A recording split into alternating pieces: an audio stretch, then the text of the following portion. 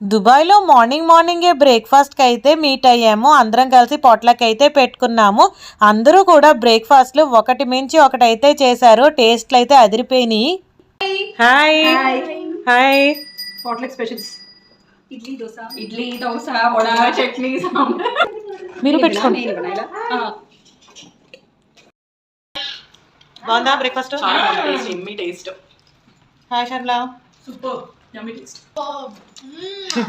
దివ్య దుబాయ్లో పొట్లకి మీట్ అయినప్పుడు మా ఫ్రెండ్స్ ఇద్దరు బర్త్డేస్ అయితే సెలబ్రేట్ చేస్తున్నాం.